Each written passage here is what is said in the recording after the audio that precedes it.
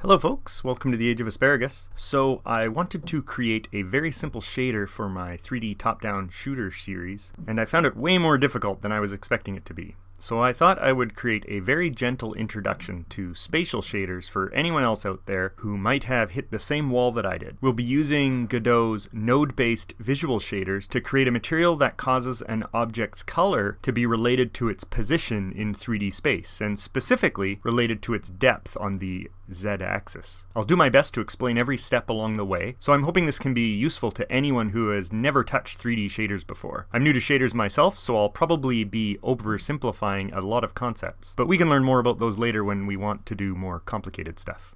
Okay, I've got a new project open, and we're going to create a new 3D scene, and in the scene let's add a mesh.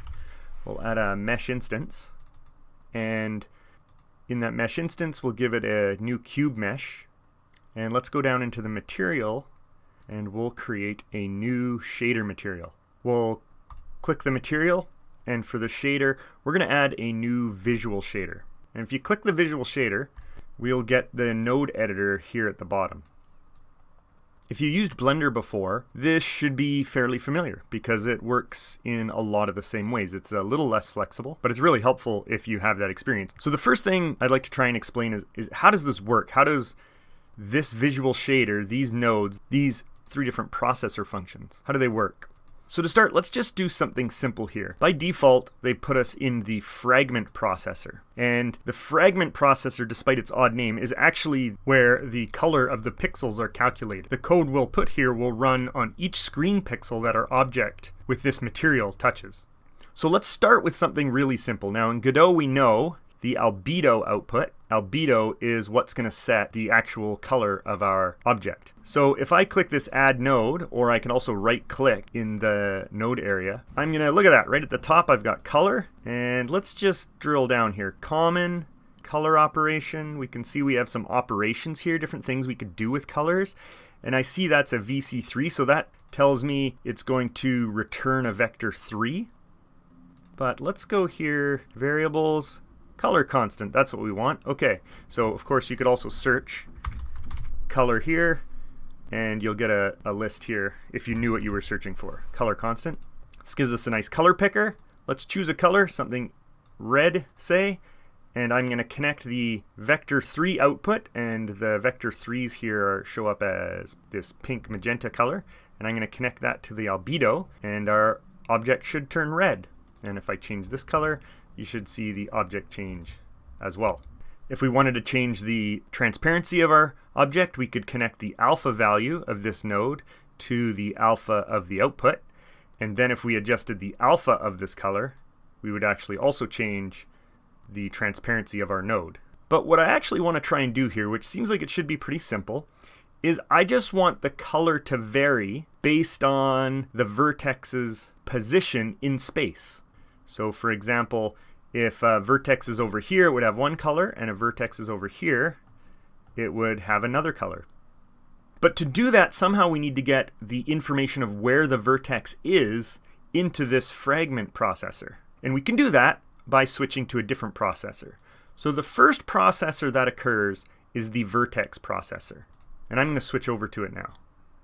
How this works is the Vertex processor, this function, which we're basically building here visually, will run its calculations on every vertex. This one, then this one, then this one, then this one, in some order. And then once it's done, it will take its output and provide it as input into the Fragment processor. And these are the outputs here. So when we go to the Fragment processor, we can get all of this data and use that in our Fragment processor, in that loop. And then similarly, all the outputs from our Fragment processor are taken and provided as inputs to the Light processor, and then that function runs. So here we are in the Vertex processor. In here, we can manipulate the position and the data that is stored at each of these vertices. I'm just going to switch back to the Fragment and disconnect the alpha there and give it a nice bright red color. Okay, so in the vertex, say for example, we wanted to take each vertex and just add 1 to the Z value of every vertex. So for example, this vertex would be shifted over by 1, This vertex would be shifted over by 1. This one down here, below the line. All these vertices would be shifted over by 1, and we would expect our cube basically just to be translated 1 in the z-axis. So let's try that. So the first thing we need to do is we need to get their current position. The current position, the x, y, z coordinates of each of these vertices. So if we right click in here, and this time let's see if we can find the vertex. So we're looking for inputs here. Okay, so if I remove my search here, and if I just go under inputs, you can see there's a whole bunch of different inputs we can use, different data in our scene that we can use as part of this function, as part of this processor. So under vertex here, we just have the vertex. So it's an input parameter for the vertex and fragment shader nodes. Okay, so let's get this. And if we connect it up to the vertex output, we wouldn't expect anything to happen because it's just taking where it currently is and saying go there. But what if we try and add a value to it? If we right click here, we can type add, and we can see the different operations to add. Let's see what the scalar add will do. This is just like a plus. We're just going to add 2 values. That's not what we want because we have a vector 3 here. So what if we try the vector add? Okay, this might work. Let's punch in the vertex's position as the first vector, and then for the second vector we want to add 1 in the z direction. So we'll put that there, and if we make the output of this operator the new position, there we go, it shifted 1 on the z axis. And you can imagine we could shift it on the x axis and move it wherever we wanted to. And similarly, you could do other operations to rotate it or scale it, or any combination of those. Okay, so now instead of manipulating the position of the vertices, I actually want to connect a vertex's position to its color data here. And we can disconnect that, it's not doing anything. Now this isn't going to change the color of your material because this is just a piece of data that's held on each vertex. So this vertex would have some color data, this vertex would have some color data. So here we have a vector 3, right? It's saying we have a vector 3, this is going to be some x, y, z position. We are providing it to the color output, which is also expecting a vector 3, you can see because it's pink here. But as you can imagine, color is actually expecting a red, green, blue value. And so what's actually happening here is we're saying the red value is going to be whatever the x position of that vertex is, and the green value is going to be the y position, and the blue value is going to be the z position. So let's go over to the fragment processor and use that color data that each vertex holds now. So if we right click here, we can go to the inputs, and if we go to the fragment inputs, we should be able to find color, or you can just search color there. And what do you think is going to happen if we connect this to our albedo? All right, well that's pretty cool. So let me just take a moment to explain here in case it's not obvious what's happening. So I'm just going to expand the 3D view just temporarily here and make sure that this makes sense. So let's pick a vertex. Let's pick this vertex right here, sticking way out. So what is its XYZ position? Remember, here is the x-axis, and you can also see it up here, but x is red. Oh wow, isn't that convenient? So if we're converting x to red, the red value is going to be 1, right? Because it's right there. And the y value is also 1. And the z value of that vertex is 1 as well. That's the point 1, 1, 1. This vector here coming from the origin out to that vertex in 3D space. So if this is the x, y, z vector 3 vertex position, and we're providing this as input and saying, I want you to be this color, RGB, well, this albedo is going to be on a scale from 0 to 1. So 1 is going to be full, and of course, 111 RGB is white, and we get a white vertex. And we could pick a different point. Now remember that this cube is centered on the origin here. It goes 1 in the positive x direction and then 1 in the negative x direction for all of these. So let's take this point right here. So this point, what is the vertex position of that point? Well, x it's 0, y is 0, and z is positive 1. If we made this an RGB color instead of an XYZ position, we'll have a blue vertex. And that's what we have, a blue vertex right there. And of course, anything where y and x are negative will also be blue. Anything kind of down in this quadrant down there, right, is going to be blue. Now, I'm working in 3D space here, so that's kind of hard to draw. But if the red or green is going to be anything negative, negative 1/2, negative whatever, it's just going to be cropped to 0 when it's converted to a color. Similarly, if we get a value that is higher than 1, say 25, it's actually just going to be scaled down to 1 because color is only read from 0 to 1 in the shaders here. Okay, so you could imagine, obviously, that this position is going to be 1, 0, 0. Right, RGB, so that's going to be the red vertex, and anything down that way is also going to be red. And this vertex here would be x is 1, y is 0, z is 1, which in RGB would be red and blue, which are going to combine to make magenta, right, or like purple. So, and anything where green is negative, anything where the y is negative down that way is also going to be purple or magenta. And you can imagine all the normal colors and combinations of colors. We find yellow up here, we find cyan here, blue, magenta, red, and then green. White's going to be this corner, and you can imagine the origin is going to be 0, 0, 0, and that's going to be black. So if we rotate this thing around, we should find a whole section of our cube that is black. And there it is. Of course, the blacks part would start at the origin, and anything here where x, y, and z are all negative, this kind of, not quadrant because we're working in 3D. I don't know, is this called an octant? So this octant, we'll say, is going to be all black. Whoop, okay, well, I just looked it up, and actually it is called an octant, so that's cool. Okay, so let's try something now. I'm going to select my mesh, and I want to duplicate it. So I'm going to Control D, and I'm going to move it over, and actually I'm going to hit 7 to go into top view. And I'm going to move this into the top left quadrant here, or you'll see in a moment. We're going to put 1 cube in each octant. So I'm going to duplicate that again over here. I'll select both of these. I'm holding Control, and then to select both, and then Control D, and I'm going to move them, duplicate them down. And then if I hold Shift, I should be able to select all 4 of those. I'm going to leave the middle one. I'm going to move those up, and then I'm going to Control D and move these down. So I have 1 cube in each octant, and then I have 1 still at the origin, and that's just going to let us play around and see what's happening to our cubes. Okay, so let's go back to our material here and our shader. So one thing you'll notice, obviously, is that the vertex coordinates are local coordinates, right?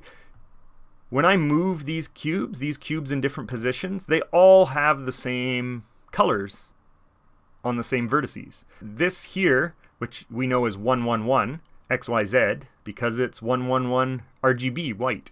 But that's the same as the one down here. So I don't want that. This wasn't what I was trying to do. What I want is an object that is way down here in the z-axis, or way positive in the z-axis, would actually have a different color. So what we need to do is convert our local coordinates into global coordinates. So let's go back to the vertex processor, and we're going to do a little math on the local vertex position. And it might just be good to think of this as a formula because it's going to work, but it involves a little bit of matrix algebra, and it's not really important to understand. So let's right click here, and under input we're going to find the world vector. Let's just type it in, world vector. And we're going to multiply the world matrix with the local vector, and that will just convert it to a global vector. So instead of giving it 1, 1, 1 for this point locally, we'd be giving it whatever vector that is from the global origin. Now let's right click, and we'll look for some sort of multiplication. We want transform multiplication.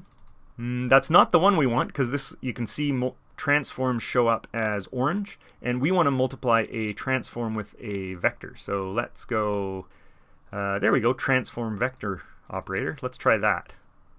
So we're going to plug in the world, we're going to plug in the vertex, and the output, this output here will be the global coordinate of each vertex. And we don't actually want to plug it into vertex. That would be interesting. We want to plug it into, what's going to happen? I want to do it anyway. Oh, it scales them out. Neat. Okay, that's not what we wanted. What we actually want to do is plug it into the color, so I'm going to disconnect that by dragging it out, and then I'm going to take this here, the global coordinate of each vertex, and I'm going to save it in the color output. And because we already connected the color output to the albedo, Now we actually do get each cube taking the color you would expect from its octant, which is pretty awesome. Now, the reason they're full colors is because, as I mentioned before, the RGB only goes from 0 to 1. So everything beyond 1 is going to be just fully saturated in that color. So because our cubes are kind of like way out, much far beyond 1 unit, in fact, 1 unit is encompassed fully by that middle cube. And you should notice the colors transition as you cross over into any value from 0 to 1. So if I take our red cube here and I slowly cross it this way, you'll see, you should see the vertices change. There you go, right? There you go. Look, it's turning magenta, and it should be fully magenta, basically anything that is 1 or higher. Similarly, our black, if we moved it up, should turn green once it passed the 1 mark. So here it's going to be 0, and then it's going to slowly turn green until boom. If we hit, if we looked in front view here, we don't have a grid, but once it hits y equals 1, it'll be fully green. So hopefully by now you should have a feel how we can use the position of a vertex to manipulate its color. Okay, so I'm just going to get rid of actually all of these except for our first one. And I'm going to hit 7 on my number pad, and I'm just going to duplicate this, Control D, and I'm going to move it out, and I'm just going to have a little gap so we can see the position. And Control D here. And we'll just go out to about 10. So remember, this is 10 units, so positive 10 units, negative 10 units. There we go, and we're still using the same shader, so that's kind of what we'd expect. Let's go back to our material here. And I'm going to move this up a bit because we're going to need some room. Now this perspective is going to get a little wonky. That's okay. So now instead of using the full vertex position, I actually just want to use the Z value of the vertex's position. I don't want it to change color this way, or up or down, or left or right. I want to change it in depth along the Z-axis, which, whoa, I placed these in the wrong spot. That's annoying. I want them on the blue Z-axis, so I'm going to select them all here. And if I go to 7 top view, I'm going to rotate them, and let's Control Z that. I'm going to turn on snap, and I'm going to rotate them here. That's what I wanted, on the Z-axis. Okay, back to the material. We'll zoom in and try and get a decent view here. So let's take this color input, which is just holding the vertex positions, now the global vertex position, and let's break it up into X, Y, Z, and we can do that with a decompose node, vector decompose. So that's just going to give us access to the X, Y, Z values. And instead of plugging in all of them, I just want to plug in the Z value. But the Z value is a scalar, it's just a number. So when I try and plug that into a vector, Godot is just going to convert that for me. So it's going to, oh, your Z value is 1, for example. Well, I'm just going to give it 1, 1, 1 then. So that's why it goes white past Z equals positive 1, and it goes black when Z equals 0 or less. So we're going to take the Z, I'm going to move this over here. We're going to take the Z, and we're going to create a new vector. So what I want to do is I want to give it a foreground color and a background color, and I want it to transition based on the vertex's Z coordinate globally. I want it to be background or foreground color. So we need a way to add background and foreground colors, and we can do that using what are called uniform variables in shader scripting and in visual shaders. And those are the equivalent of like Godot's export variables. So when we use a uniform variable, it'll actually show up in our inspector and allow us to change it. So let's right click here, and I'm going to type uniform, and there's a bunch of different uniform values. You can see the normal, Boolean, a scalar, there's a whole bunch here. And so let's just pick color uniform. We're going to add a color uniform, and for now let's just take the output of the color uniform and we'll put it right into the albedo. So it's black here, but over in our inspector you'll notice a new section called shader parameters, and if we expand that, our color uniform variable will appear. And we can change it, which is pretty cool. We can also rename it. So let's actually call this one our foreground color. And it'll change here. We'll set it to, let's say, red. That didn't work. Red. Good. And let's duplicate that. Control D, and I'm going to make a background color. And it won't appear here in your inspector under shader parameters until you've actually connected it somewhere. So I'm just going to temporarily connect it here. And you can see background color appears now too. And let's make that blue-ish. Okay, so how do we combine these two? It'll click and pull up here to pan around. We'll move these up top here. So we have a vector color here, RGB, a vector color here, RGB, and we want to mix these two based on the Z value. So there's actually a vector mix. Let's look up mix. Okay, there we go. Let's do a mix S, I believe. Linear interpolation between two vectors using a scalar. That's exactly what we want. So we're going to have our foreground color. We're going to have our background color. And right now it's mixing it half and half. So if we plugged the result into albedo, we should expect like a purple. Yeah, excellent. Which is probably magenta, except for our skies adding an additional blue, right? Now, instead of weighting it always 0.5, although we could set it to 1 and we would expect it to be our foreground color, whoops, which is our background color blue. Okay, and if we set it to 0, it will be our foreground color. Okay, so what if we take our Z value and use that as the weight? Not bad, not bad. So when our Z value is 1, it'll be all our background color. And when the Z value is 0, which is here, or negative, it will be all our foreground color, which is backwards because this is the positive Z direction over here. So why don't we just switch these foreground and background? It's not what I was expecting there. There we go. So now it actually is our foreground and background colors. Well, I hope that was not too painful. I know the pace was slow. I hope you learned something. If you're here for the 3D top-down shooter, we're actually going to let's save this, and we're going to use this and import it into our game. We'll also be adding a few more parameters. For example, we don't want it only to scale between 0 and 1. We want it to mix the colors from the farthest depth to the nearest foreground, right? Like we want only this cube to be red and only that cube to be blue and it to scale all the way along. So we'll be dealing that in the regular part of this 3D top-down shooter series. So let's go back here and let's save this whole material. So we're going to go here, let's save this material, and I'm going to call it FG shader material. For foreground, background shader material. And that's this shader we'll be using as a starting point for our 3D top-down shooter.